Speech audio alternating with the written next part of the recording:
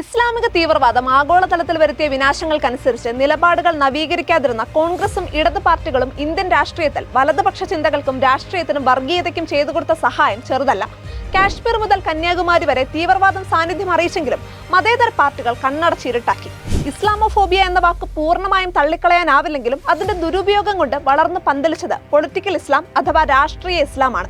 അതോടെ ഇതര മതവർഗീയതകൾക്ക് വളരാനും സാഹചര്യമൊരുങ്ങി. ഇത്തരമൊരു സാഹചര്യത്തിലാണ് CPM സംസ്ഥാന കമ്മിറ്റി അംഗം P. ജയരാജൻ കേരളത്തിലും പിടിമുറുക്കിയ രാഷ്ട്രീയ ഇസ്ലാമിനെ കുറിച്ച് പറഞ്ഞത്.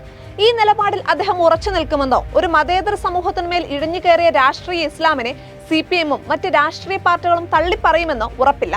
കാരണം P. ജയരാജൻ കണ്ട രാഷ്ട്രീയ ഇസ്ലാമിനെ CPM കാണാനിടയില്ല. അതിനും തീവ്രവാദത്തിന്റെ കാര്യത്തിൽ കോൺഗ്രസ് ലൈനാണല്ലോ. ജയരാജന്റെ ഒരു കണ്ടെത്തലും പുതിയതല്ല. പക്ഷേ ഇസ്ലാമിക തീവ്രവാദത്തിന് CPM-ഉം കോൺഗ്രസും ഒരുപോലെ വളം വെച്ച് കൊടുക്കുകയാണെന്ന നിരീക്ഷണം നിലനിൽക്കെ ഈ തുറന്നു പറച്ചിലിന് പ്രസക്തിയുണ്ട്. കേരളം മാറി മാറി ഭരിച്ചവർക്ക് പോപ്പുലർ ഫ്രണ്ടിനെ പ്രതിരോധിക്കാൻ കഴിഞ്ഞില്ല. ഇസ്ലാമിനെ മാത്രം അടിസ്ഥാനമാക്കിയുള്ള ഒരു രാഷ്ട്രീയ വ്യവസ്ഥയെക്കുറിച്ചാണ് അൽഖ്വയ്ദയും താലിബാനും ബോക്കോ ഹറാമും ഹമാസും ഹിസ്ബുള്ളയും പോപ്പുലർ ഫ്രണ്ടും ജമാഅത്ത് ഇസ്ലാമിയും ഒക്കെ പറയുന്നതെന്ന് ഇവർക്ക് എന്നാണ് മനസ്സിലാവുക?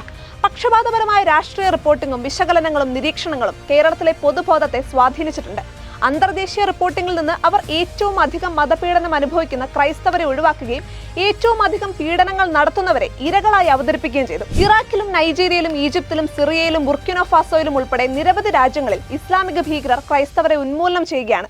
ഇറാഖിൽ തീവ്രവാദികൾ കൊന്നൊടുക്കിയതിൽ ബാക്കിയുള്ള 3 ലക്ഷത്തോളം ക്രൈസ്തവർ ഇസ്ലാമിക് സ്റ്റേറ്റ് പ്രബലമായ 2014 ശേഷം പലായനം ചെയ്തു.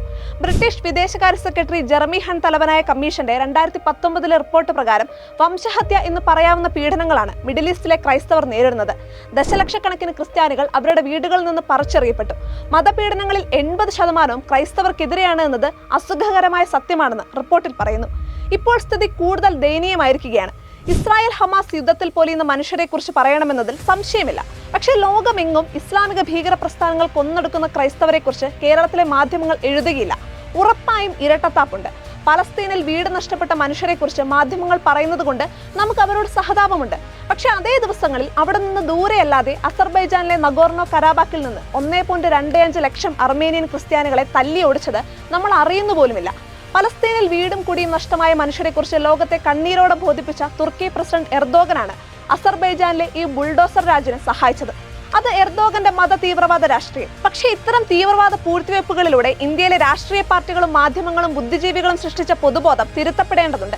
ആഗോള സമാധാനത്തിന്റെ യഥാർത്ഥ ഭീഷണി ഇസ്ലാമിക തീവ്രവാദമാണ്. അതിന്റെ മുഖം മൂടി മാറ്റാൻ P. ജയരാജനെ പോലെ ആരെങ്കിലുമൊക്കെ വരുന്നത് പ്രതീക്ഷയുണർത്തുന്നു.